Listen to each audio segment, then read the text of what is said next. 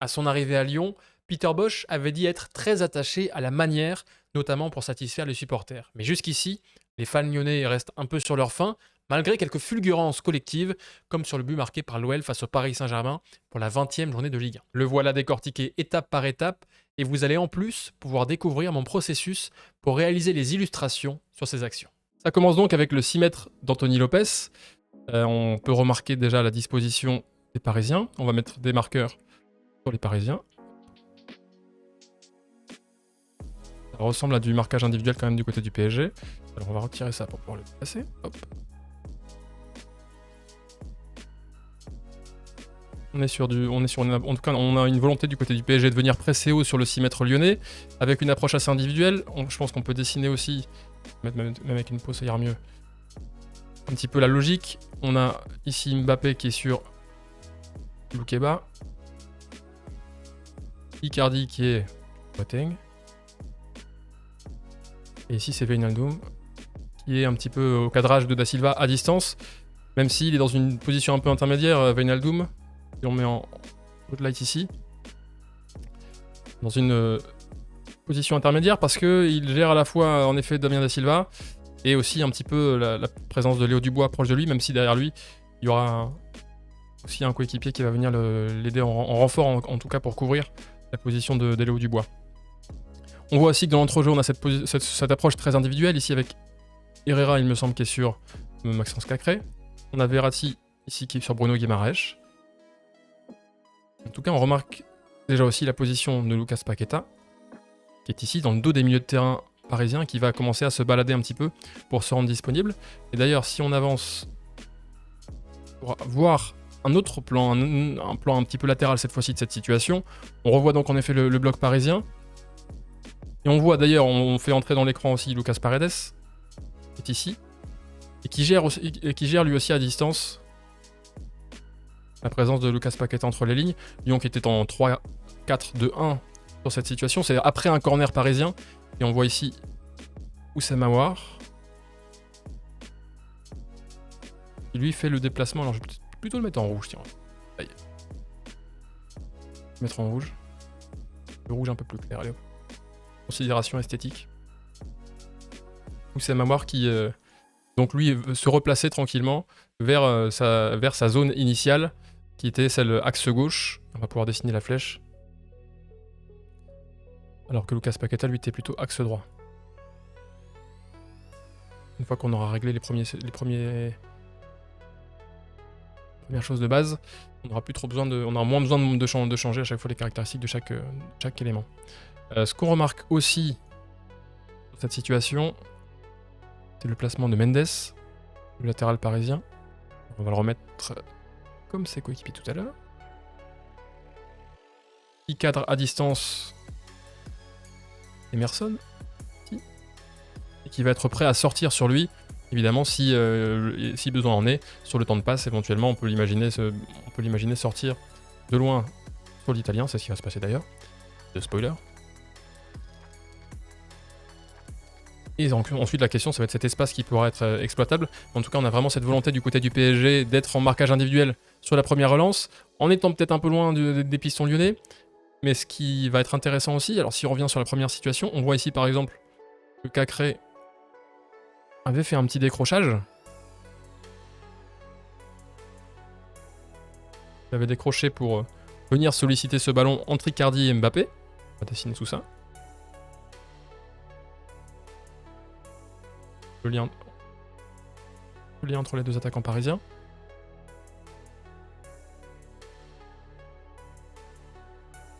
Et on voit qu'il a été suivi donc par Herrera, mais ça montre aussi voilà, cette approche individuelle des milieux parisiens qui vont pouvoir être manipulés.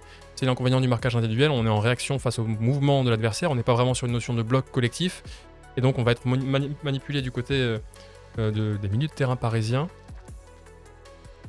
voilà, sur cette construction du jeu, sur cette relance lyonnaise. On voit ici que donc on va avancer un petit peu. Hop. Cacré recommence lui à décrocher. Alors ici cette fois-ci il faut que je le fasse manuellement. Parfois voilà, il y a des petits bugs d'affichage des fois qui ne permettent pas de traquer automatiquement les éléments. Il s'éloigne, ça va emmener aussi avec lui Herrera, alors que le 6 mètres n'a même pas été donné, les Lyonnais sont déjà en mouvement. On voit ici. Et cette fois-ci, c'est Bruno Guimaraes, son compère de l'entrejeu, qui est ici. Il va venir décrocher et solliciter ce ballon, encore une fois dans l'intervalle, pour offrir une solution de relance courte entre Mbappé et Icardi. Et encore une fois, ça va aspirer avec lui Marco Verratti, donc les milieux parisiens sont complètement en réaction face au mouvement lyonnais, et donc c'est très intéressant de la part de Cacré et de Guimaraes de faire ces mouvements, ces courses croisées, pour déstabiliser un petit peu justement Verratti et Herrera, et pour créer des espaces, parce qu'ils auront nécessairement un temps d'avance sur ces différentes situations. Si on avance justement au moment où le ballon va être joué par Lopez, on voit ce qu'on avait dit. Alors on a ici Cacré, qui a fait cette course pour s'éloigner de la zone qu'il était venu occuper initialement. On va mettre son nom. Hop. On le met en bas. Et ici on a Guimaraes.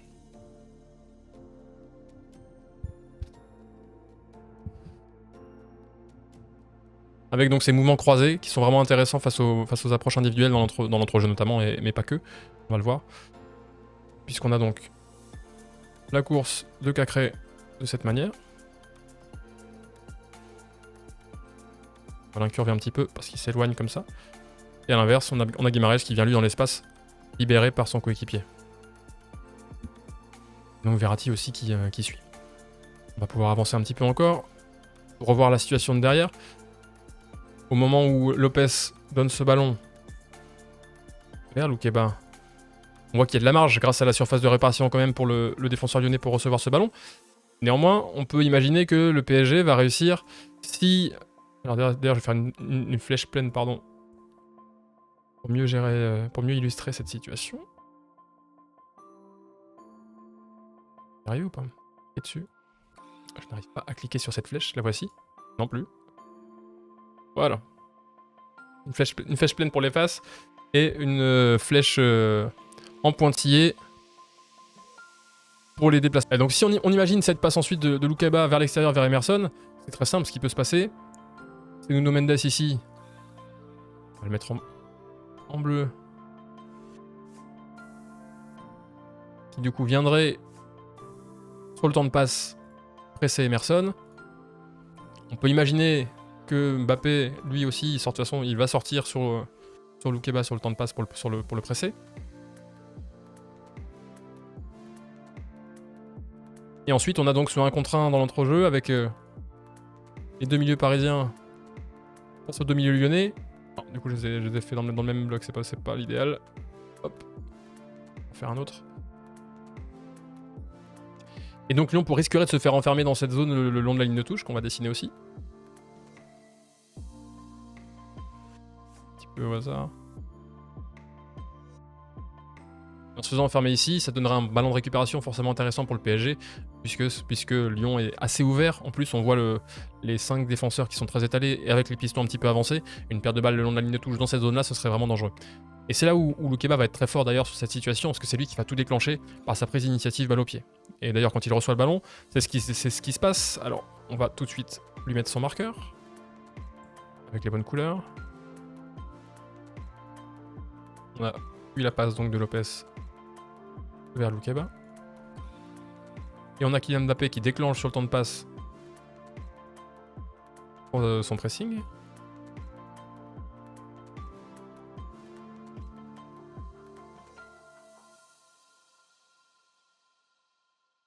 Voici, on va le mettre en bleu aussi.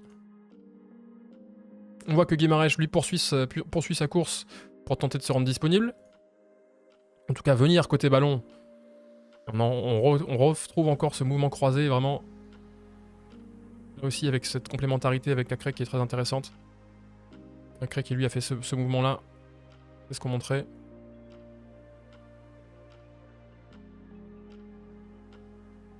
Et ça a libéré complètement cette zone, aussi en emmenant avec lui Herrera. Ça peut éventuellement être une solution à l'intérieur, même si c'est forcément toujours risqué de relancer à l'intérieur comme ça pour Loukeba ici, avec le pressing de Mbappé, mais Mbappé semble plutôt s'orienter vers l'extérieur.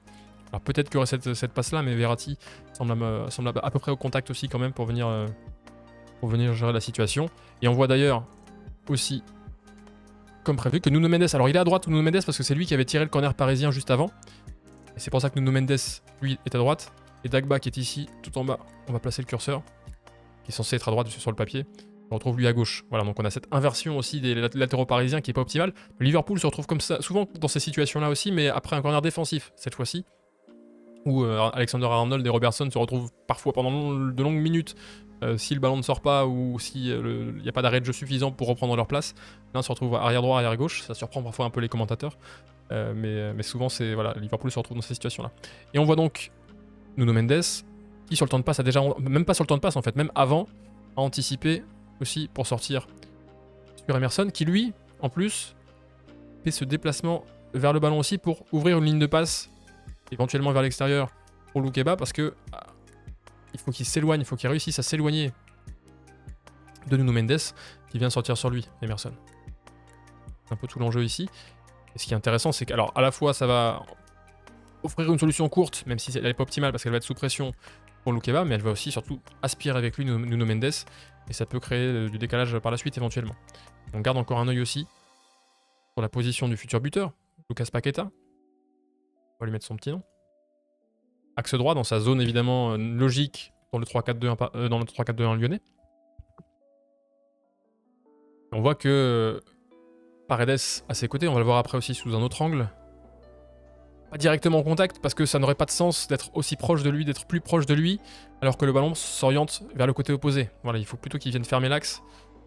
Fermer côté ballon éventuellement s'il y a un décrochage aussi qui va arriver d'Oussem Aouar. En tout cas, ne pas se retrouver pris à l'opposé du ballon pour assurer quand même une certaine sécurité à sa défense à cet endroit-là. Alors si on avance un petit peu, je crois qu'on a un autre... Alors, on arrive sur la passe de Loukeba, c'est ça qui est intéressant. C'est vraiment cette prise d'initiative de jouer au cœur du bloc parisien avec en plus, donc on va faire ça étape par étape. Loukeba d'abord, ici. On a dit en rouge pour les Lyonnais. Qui va faire cette passe? Pourquoi aussi? Hop là. Parce qu'il y a le décrochage d'Aouar, c'est ce qu'on évoquait juste avant. C'est Aouar qui vient apparaître dans cet espace. Pourquoi cet espace est aussi libre pour Aouar? Parce qu'on a Emerson, on va le redessiner encore, qui a décroché le long de la ligne de touche, pour offrir une solution courte alors que Loukeba allait être mis sous pression. Que ça a emmené avec lui Nuno Mendes, qui aurait été plus proche d'Oussem Aouar, si Emerson n'avait pas décroché et si Nuno Mendes n'avait pas été aspiré. C'est-à-dire que si Nuno Mendes était resté dans cette zone ici que l'on va dessiner par un cercle, hop, on va le mettre en bleu aussi, on peut imaginer qu'il aurait pu venir fermer à l'intérieur sur Oussem Aouar et là l'étau aurait pu se refermer et se resserrer sur Aouar, surtout qu'on le verra dans un instant, il n'aura pas beaucoup de temps non plus pour jouer Oussem Aouar, qui va être servi de haut but. En tout cas, on peut saluer la prise d'initiative de Loukeba de faire ce choix-là à cet endroit-là, dans cette condition, parce que il va jouer exactement finalement dans un étau. Alors il y a Marquinhos qui va arriver, mais il va réussir, il va prendre l'initiative de jouer ce ballon vraiment, voici, voilà, en ferme, dans le cœur du bloc parisien. C'est aussi ce qui peut être le plus déstabilisant, plutôt que de contourner et de risquer de se faire enfermer, c'est ce qui va faire la différence d'ailleurs. Mais ça veut dire qu'ensuite il faut réussir à enchaîner très vite. C'est ce que les Lyonnais vont faire, ils ont dans la qualité technique évidemment. Mais voilà, c'était vraiment très risqué et réussi. Mais on peut saluer ça, en tout cas, cette prise d'initiative, c'est un petit peu ce que Peter Bosz promettait à son arrivée, de pouvoir construire depuis l'arrière, avec du jeu de possession un petit peu léché, même s'il a toujours aussi eu un peu d'intensité aussi dans ses équipes à Leverkusen, avec du jeu parfois très direct, très vertical avec ses ailiers. Et voilà, en tout cas, on peut saluer l'initiative du jeune défenseur lyonnais. On prend encore une fois un peu de largeur, voilà, ça nous fait apparaître les joueurs. Alors les cadres rouges, ne vous inquiétez pas, ce sont juste des trackings précédents qui n'ont pas été reconnus sur cette nouvelle capture d'écran. On souligne donc ici le décrochage d'Aouar, en tout cas le mouvement, puisqu'il se replaçait à l'origine de son corner, il vient se rendre disponible, on va lui donner un petit peu d'incurvation aussi, hop. Il vient se rendre disponible dans ce demi-espace gauche, toujours des zones déstabilisantes. En plus, vous voyez encore une fois l'espace qui est totalement libre pour lui, pour venir décrocher et offrir une solution dans le dos des milieux de terrain parisiens. Et là aussi, l'inconvénient de l'approche individuelle du PSG, c'est-à-dire que on a les deux relayeurs, Verratti ici, et Herrera qui sont aspirés par leur marquage individuel. Ne vous fiez pas au nom qui apparaissent en dessous, hein. Herrera c'est vraiment sur Cacré et Verratti qui est sur Bruno Guimaraes, qui fait qu'il n'y a pas vraiment de structure. Et dans la gestion défensive des zones, c'est un peu plus délicat. Alors souvent le pressing c'est bien, enfin beaucoup d'équipes vont presser un marquage individuel pour mettre une pression directe sur le porteur, et la gestion des zones n'est pas si grave à partir du moment où on est à la bonne distance pour intervenir, notamment sur le joueur qui va recevoir le ballon, mais on s'expose quand même avec des zones voilà, qui s'ouvrent au cœur du bloc, à partir du moment où l'adversaire bouge beaucoup, quitte un petit peu de ses zones naturelles, permute comme ici pour Guimaraes et Cacré, ça aspire des joueurs hors voilà, dans des zones lointaines, et ça crée des espaces qui peuvent être potentiellement déstabilisants, et c'est ce que Lyon a réussi à faire ici. On voit en tout cas d'ailleurs que Marquinhos n'a pas hésité à aller sortir très loin sur Oussama Aouar entre les lignes. Et on peut se poser la question, alors est-ce que ça aurait pu être quand même Paredes hein, à l'origine, qui aurait pu éventuellement, on va le mettre en lumière. On avait souligné qu'il était lui un peu plus focalisé sur Paqueta, c'est dans cette approche un petit peu individuelle au milieu de terrain des Parisiens. Mais dans le 3-2-4-1 lyonnais, finalement, alors on va pouvoir éloigner, on va pouvoir tout retirer. Pouvoir montrer la supériorité numérique de l'OL dans l'entrejeu. Parce que ça crée une sorte de boîte, enfin de carré dans l'entrejeu pour les Lyonnais avec les 4 milieux de terrain. Hop, là, on va y arriver comme ça. Avec Cacré ici, Paqueta, Aouar, Guimaraes. Ça crée ce carré. On va retirer l'opacité pour pas la montrer.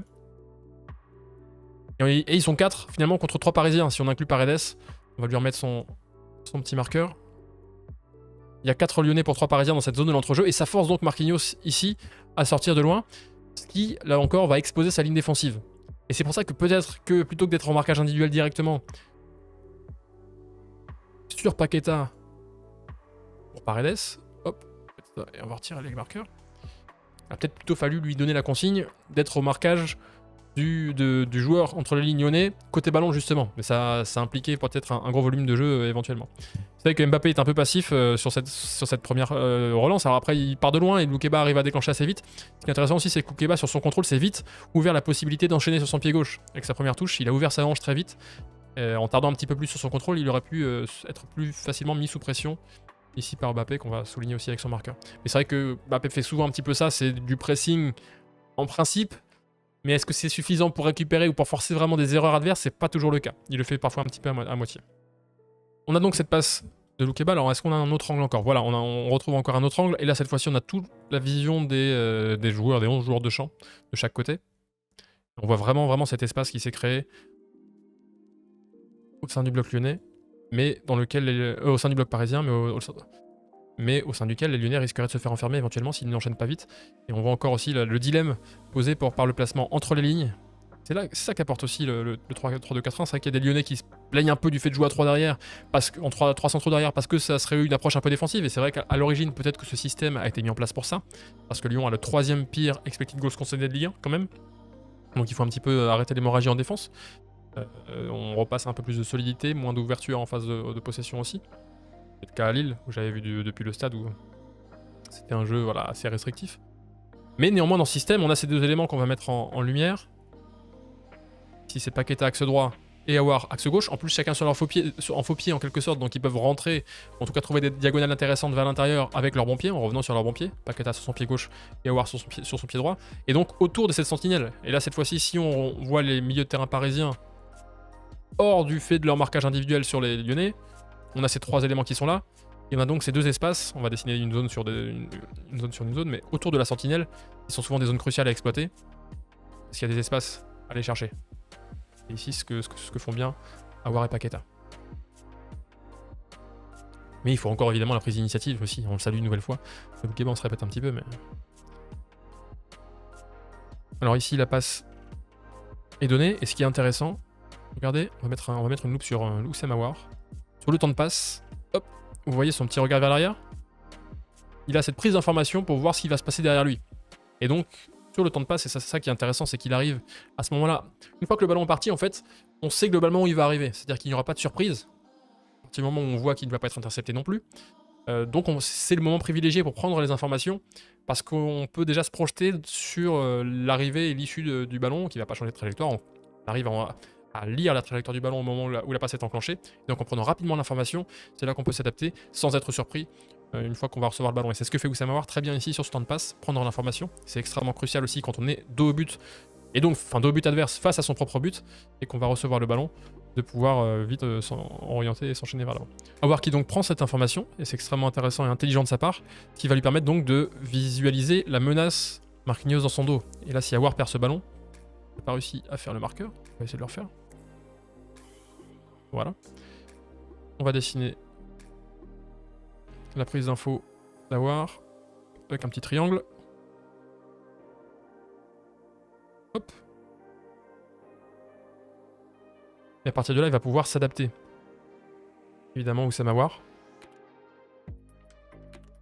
Et jouer vite au but. Ce qu'on remarque aussi, deuxième élément, c'est Bruno Guimaraes qui, au moment où la passe est déclenchée, et peut-être même légèrement avant, a déjà entamé sa projection vers l'avant. C'est là que le mécanisme est intéressant sur la sortie de balle. Je crois que d'ailleurs qu'en début de saison ou pendant la phase de préparation, c'est dans un article de l'équipe, il soulignait qu'ils avaient beaucoup bossé les sorties de balle à partir de 6 mètres, l'Olympique Lyonnais, et que ça allait changer un petit peu de ce qui se faisait par le passé, ce qui était un peu surprenant. Mais en tout cas, là on sent l'automatisme, en tout cas la recherche de ce qu'on appelle le troisième homme, c'est-à-dire que Bruno Guimaraes va vite se projeter vers l'avant pour devancer son adversaire direct, qui est ici Marco Verratti, qui est forcément en réaction, donc il y a un avantage dynamique pour le joueur qui déclenche sa course face à son adversaire direct, en tout cas de quelques temps, le temps que son adversaire s'ajuste, ce qui peut suffire en tout cas à faire la différence pour se offrir une solution face au jeu à Oussama Aouar ici. C'est ce qui va être déterminant. C'est ce qu'on va voir sur la suite de la situation. On peut avancer peut-être justement. Hop, vous voyez, au moment où Aouar reçoit le ballon, alors on va le remettre en blanc, mais on saurait peut-être mieux de cliquer sur Marquinhos tout de suite d'ailleurs. Il est mis sous la pression de Marquinhos qui est sorti très loin. Alors c'est risqué, parce que ça ouvre un espace dans son dos. Mais ça peut aussi forcer une faute technique d'Aouar, ou en tout cas l'enfermer. Si jamais... Hop, on va le baisser ça. Pourquoi il est monté? Si Oussama Aouar fait une erreur, ça peut offrir un ballon de récupération intéressant aux Parisiens dans une zone intéressante. Et justement, vous voyez l'étau qui peut se resserrer. Avec Herrera, Verratti et Nuno Mendes, qui vont tous venir se rapprocher, si possible, quand ils l'espèrent, du milieu lyonnais. Je sais pas pourquoi il y a cette épaisseur qui se crée sur les flèches, mais bon, ça rajoute un peu de boulot, c'est pas grave. Et donc là, il faut qu'il fasse le bon choix, et surtout qu'il le fasse très vite. Et c'est dans ces zones-là qu'il faut penser vite, agir vite, choisir la bonne décision, en ayant pris la bonne information avant. Il a compris, il a vu qu'il allait être mis sous pression, et que c'était un peu risqué sûrement pour lui de tenter d'éliminer Marquinhos, même si, peut-être qu'un contrôle vers l'extérieur, alors on va l'incurver, hop. Est-ce que sur une prise de balle vers l'extérieur, il aurait été capable de prendre Marquinhos de court? On voit quand même que Marquinhos est bien sur ses appuis, qu'il a bien dosé quand même aussi sa sortie, c'est-à-dire qu'il est suffisamment proche pour mettre la pression sur Aouar, pas trop pour faire faute, et aussi il peut être capable de réagir si Aouar part sur le côté. En plus, Marquinhos aura sûrement un avantage de vitesse sur son adversaire direct. Mais Aouar qui va faire le choix juste d'exploiter la course de Bruno Guimaraes, qui se rend disponible, qui a pris l'avantage positionnel sur Marco Verratti, son adversaire direct. Et non, ça va être une flèche pleine, parce que ça va être une remise directement de Aouar pour Bruno Guimaraes. C'est là qu'on retrouve donc ce troisième homme, ce jeu à 3. On a une première passe du relanceur, reculé, qui franchit au moins une ligne de pression. Ici, ça en franchit deux, puisque ça franchit à la fois Mbappé, Icardi et les milieux de terrain parisiens. Pour chercher donc un appui avancé, aussi avancé que possible, c'est le cas d'Aouar ici, qui remise pour un troisième élément qui est plus avancé que le premier joueur qui a donné la passe et qui est idéalement derrière la ligne de pression, face au jeu, et donc ensuite il peut enchaîner vers l'avant. Et donc c'est comme ça que par deux passes, en réalité, on élimine plusieurs joueurs, puisque, hop, on va peut-être on va pouvoir le mettre avec une croix. On élimine Icardi, hop. On élimine Mbappé, on élimine Verratti. On peut considérer aussi qu'Herrera est éliminé. On peut considérer aussi que Nuno Mendes est éliminé. Donc on a 5 joueurs éliminés par ce mécanisme de jeu à 3 de la part de l'Olympique Lyonnais, très bien mené à ce niveau-là. Et donc on a cet espace qui va s'ouvrir dans le dos de Marquinhos.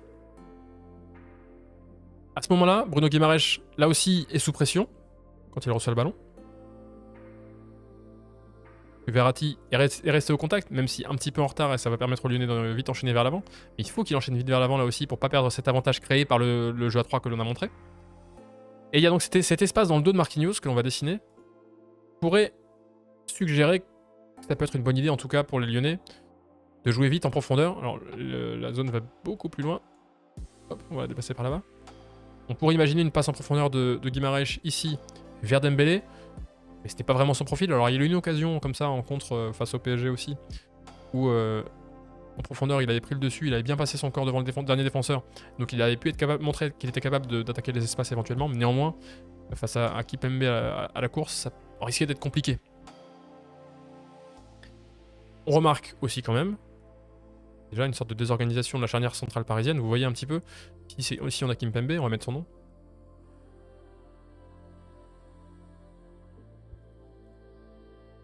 On va dépasser un petit peu, ça va sortir un petit peu du cadre, mais c'est pas grave. Vous avez l'idée. Et on a Marquinhos ici. Et là aussi, cette approche individuelle, elle est dangereuse à ce niveau-là parce que ça déforme vraiment toutes les lignes en fonction des déplacements adverses. Et s'il n'y a pas de récupération, on peut être vite mis en danger dans l'enchaînement adverse si l'adversaire arrive à enchaîner rapidement, techniquement sous cette pression individuelle. On prend un angle plus large, cette fois-ci, pour le revoir. Et là, vous voyez cette zone, toute cette zone libre dans le dos de Marquinhos ici sur la largeur. Dans le dos de Nuno Mendes aussi qui est sorti très haut pressé. Alors ici, on va être bloqué. Hop, on va se débrouiller comme ça, pas grave. Pas extrêmement précis, mais ça fera l'affaire. C'est ce que je disais, donc on peut imaginer que Dembélé, d'ailleurs, Dembélé fait ce mouvement, il a identifié cet espace, il fait cette course pour plonger dans le dos. Ce qui montre aussi que parfois tout ne se passe pas forcément comme les joueurs le pressentent.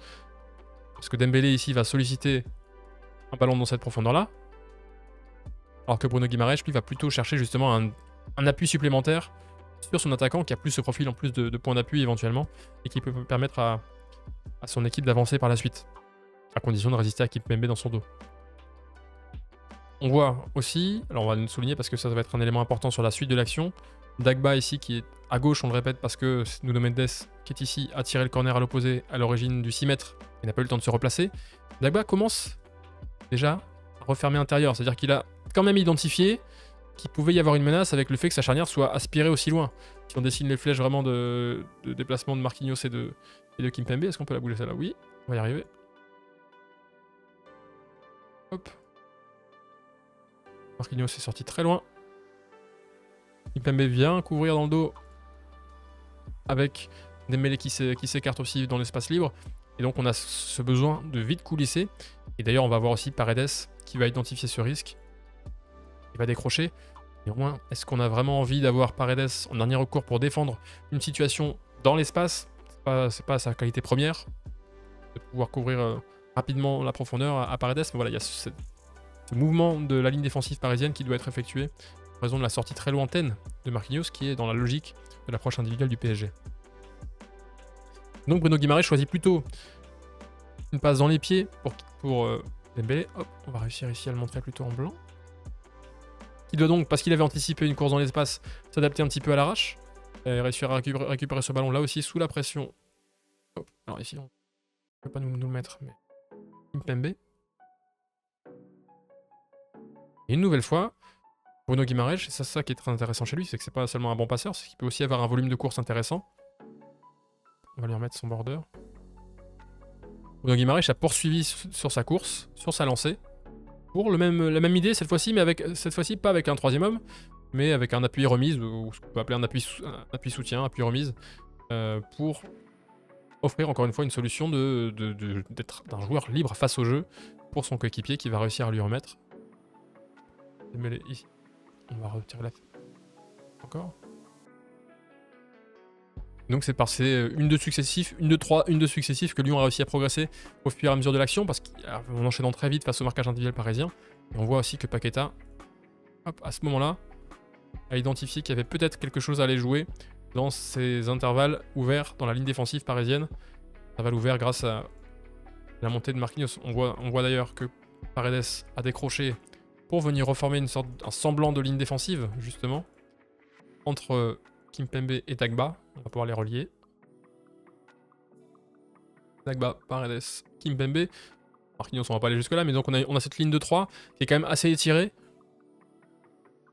Et Et donc Paqueta l'a identifié. C'est vrai que les approches individuelles sur les phases de pressing haut, c'est intéressant, c'est assez plébiscité. L'Atalanta fonctionne même comme ça aussi en phase défensive. Alors ils concèdent parfois beaucoup de buts, mais ils en marquent beaucoup aussi. Le liste de Bielsa évidemment fonctionne dans cette approche-là. Et c'est sûr qu'en effet, face à un adversaire qui est moins technique que ne l'ont été les Lyonnais sur cette situation, ça offre beaucoup de sites de ballons de récupération. Et ça offre en plus des points de repère assez faciles pour les joueurs, de savoir quel élément ils ont à prendre. Ils n'ont pas forcément à se focaliser sur la gestion de l'espace et donc s'adapter s'il y a des croisements de joueurs adverses. Chacun suit son joueur. Et le but, c'est que chacun remporte son duel, justement face à son adversaire direct. Mais quand il y a de la qualité en face comme ça peut être fatal. On avance un petit peu. Guimarães qui a donc reçu ce ballon. Et là, alors, on va tout de suite signaler la projection de Paqueta encore qui se poursuit dans cet intervalle. Hop. On voit que Paredes, d'ailleurs, sent qu'il y a quelque chose qui va se jouer dans son dos, donc il est un petit peu attentif, même s'il est un petit peu de face. Donc c'est pas l'idéal pour reculer, il va se mettre un peu de profil par la suite, peut-être un petit peu tard. Mais ce qui est le plus frappant, en quelque sorte, c'est Dagba ici, qui avait fait initialement le bon mouvement de venir refermer vers l'intérieur. Et vous voyez, on va mettre une loupe pour bien le voir, il prend une information sur ce qui se passe dans le couloir vers Dubois. Alors en effet, Dubois pourrait être la cible d'un renversement de la part de Bruno Guimarães. D'ailleurs, est orienté un petit peu comme ça après sa première touche, parce que la remise de Dembélé était un peu compliquée en tendant la jambe. Donc on peut imaginer en effet qu'il y ait ce renversement qui soit fait de la part de Bruno Guimarães vers Léo Dubois.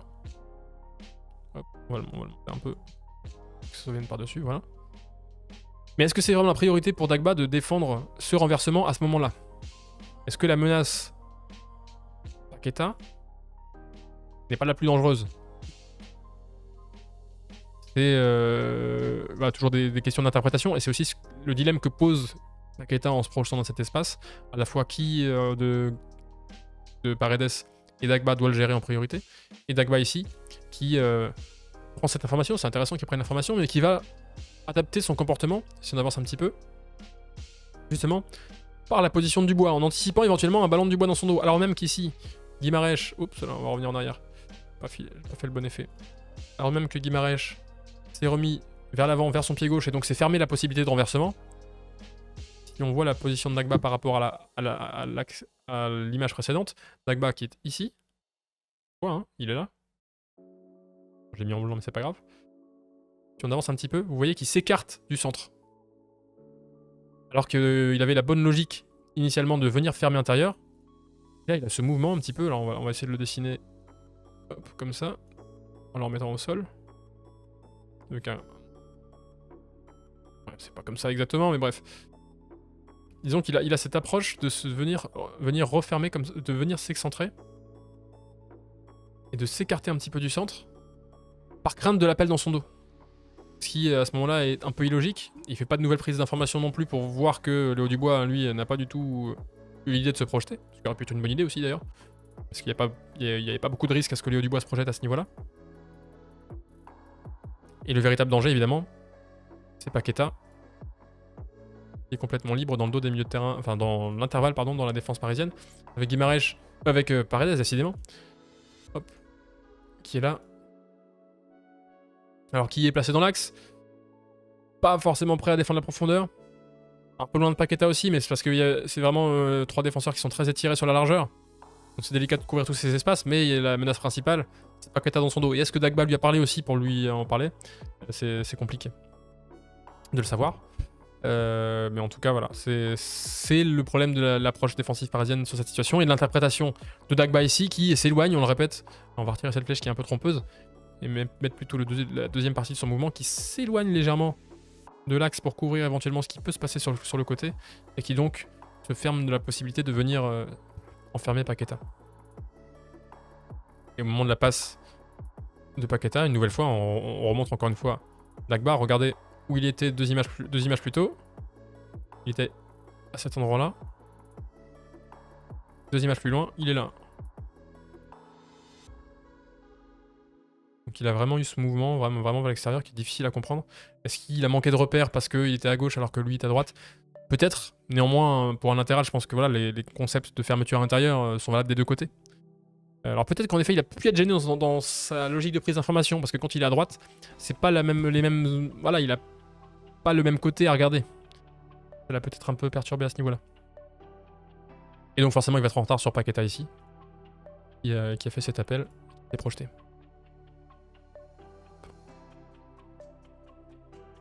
Ici. Alors est-ce qu'on... comme j'ai pas mis les vidéos évidemment pour pas me faire reprendre par la patrouille, je n'aurai pas le différentiel de vitesse entre Paqueta et Paredes. En tout cas c'est possible de le faire avec ce logiciel à partir de la vidéo initialement. C'est comme ça que j'avais bossé sur la vidéo, notamment du but de Terrier à Monaco, où on voyait qu'après un Passeva il avait un gros avantage sur Maripane qui était son adversaire direct au marquage. Il avait, je crois, il courait à 10 km/h plus vite que lui après avoir transmis le ballon, donc forcément ça lui avait donné un avantage dynamique décisif pour conclure. Là on ne l'aura pas, mais néanmoins sur la situation, Paqueta va avoir un avantage en vitesse et un avantage dynamique face à Paredes au moment de la transmission de Bruno Guimaraes. Alors après, voilà, c'est difficile de montrer la qualité technique sur une image arrêtée. Néanmoins, réussir à donner cette passe sous la pression comme ça de 3 Parisiens, c'est ça qu'on va montrer aussi. Dans une posture un peu inconfortable peut-être aussi. C'est extrêmement fort. Alors on va mettre là plutôt. C'est extrêmement fort de la part de Guimaraes de faire ça de son mauvais pied. Il va réussir à la donner. D'ailleurs je crois qu'il y a un meilleur angle ensuite sur le ralenti. Voilà, sur le ralenti on voit bien. On a donc ici Bruno Guimaraes. On va lui mettre son petit nom pour lui faire honneur.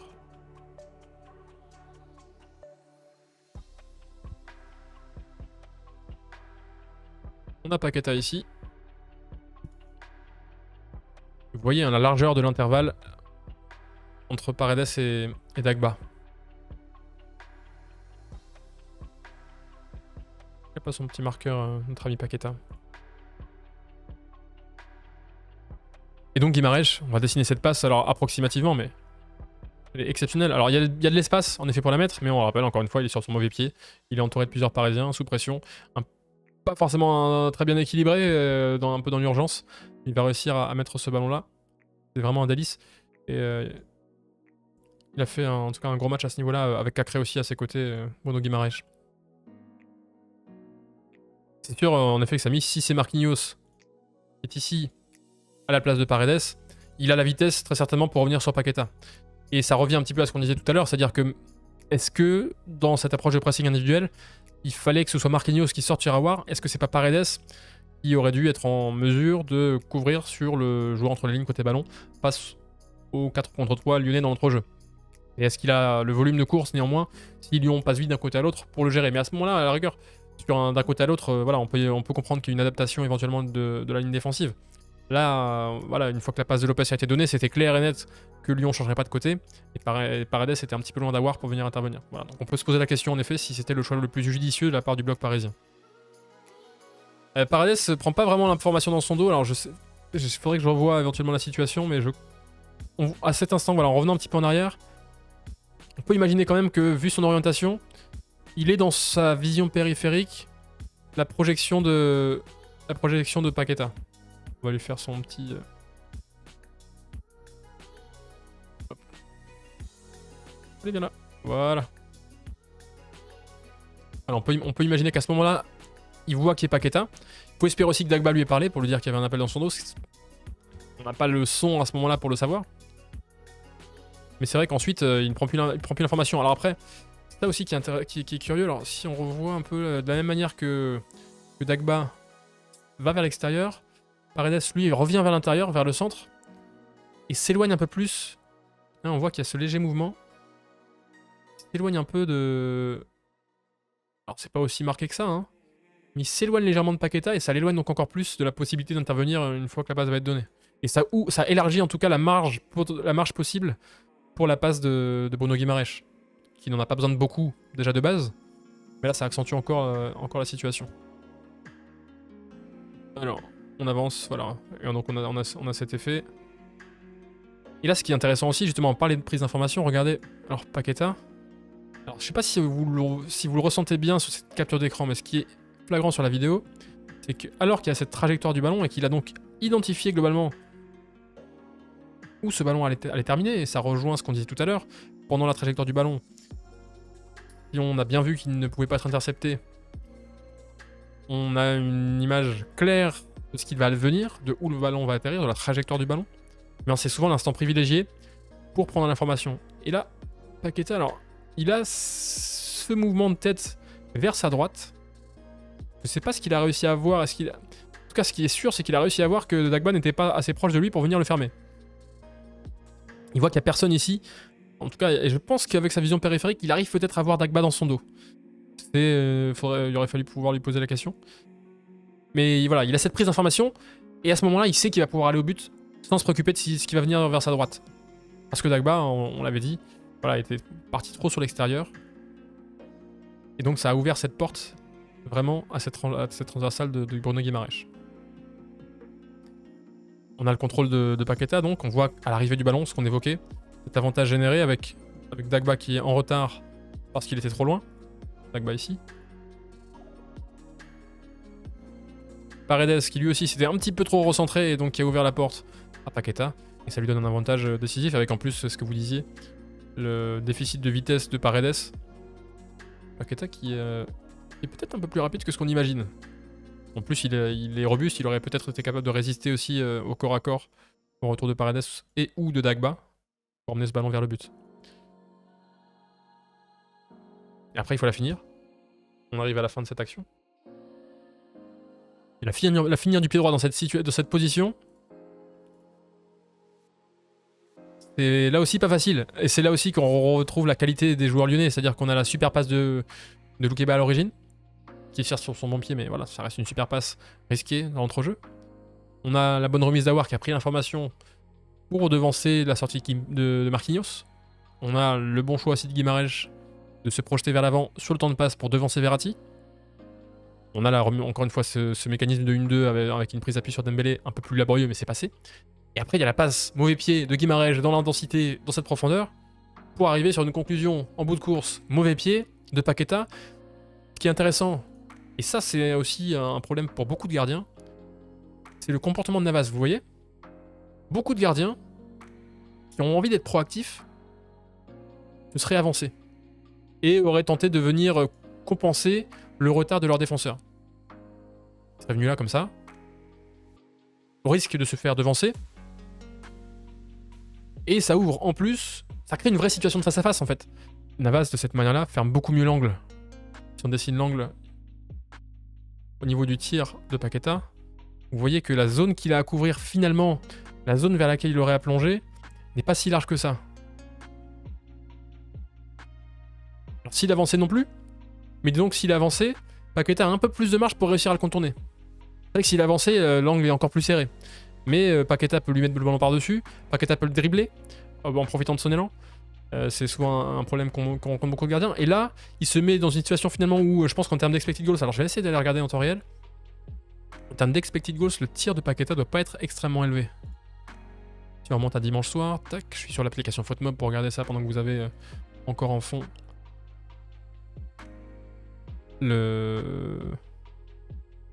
tac. Le logiciel. Alors voilà, en expected goals, le tir de Paqueta est à 0,07. Autant dire, alors, c'est pas le modèle de StatBomb qui prend en compte le placement des défenseurs et du gardien, mais néanmoins, c'est clairement pas une zone de frappe optimale. Et c'est là aussi où Navas est intelligent, en revenant un peu plus sur sa ligne. Il est patient, il laisse éventuellement le temps à ses défenseurs de revenir, ce qui n'est pas le cas ici, mais il complique aussi la frappe potentielle de Paqueta, qui est un peu plus lointaine et qui est délicate à conclure, surtout du pied droit. On va la voir sous un autre angle. Alors là, l'angle est peut-être un peu plus favorable à Paqueta parce qu'on voit qu'il y a quand même pas mal d'espace. On va refaire cette zone. Mais voilà, il faut réussir à la placer vraiment de manière parfaite. C'est ce qui va réussir évidemment le Brésilien. Il faut réussir à prendre en défaut le portier du PSG. On peut imaginer que si c'était avancé par exemple de manière un peu approximative, en ne fermant pas bien l'axe de son but, ça aurait pu... Alors peut-être pas comme ça non plus, hein. Mais si ça avance comme ça, ça peut ouvrir un peu plus d'espace sur l'extérieur où il peut éventuellement se... En tout cas, Paqueta aurait au moins eu besoin d'appuyer sa frappe aussi. Un simple plat du pied, un peu dosé, bien placé et précis. Il aurait pu suffire aussi pour marquer. Et voilà, c'est toute la qualité, la classe de Paqueta d'avoir réussi à conclure cette situation avec cette frappe du pied droit croisé dans le petit filet comme ça. Hop, on va y arriver. Et voici. Et en effet, c'est une belle idée de sortie de balle, mais il y a 2 coups de génie qui les magnifient. Et il faut souvent ça, voilà. C'est un petit peu ça. Il y a toujours cette question, qu'est-ce qui vient en premier, la technique ou la tactique? Je suis pas nécessairement preneur de devoir faire une hiérarchie, mais on peut imaginer que l'un, en tout cas, enrichit l'autre. C'est-à-dire qu'en donnant un bon cadre tactique, on met les conditions en place pour que la technique s'exprime du mieux possible. Et également, la tactique peut être conditionnée par cette qualité technique qui permet des choses que, voilà, un joueur de qualité technique permet des choses tactiques que ne permet pas un joueur un petit peu plus déficient sur ce plan-là. Voilà, bah j'espère que ce live vous a plu. On a passé un petit moment sympa ensemble. Passez une très bonne journée, en tout cas, et puis on se retrouve très vite sur Twitch, sur YouTube, sur les réseaux également, pour parler foot, pour analyser le foot. Ciao!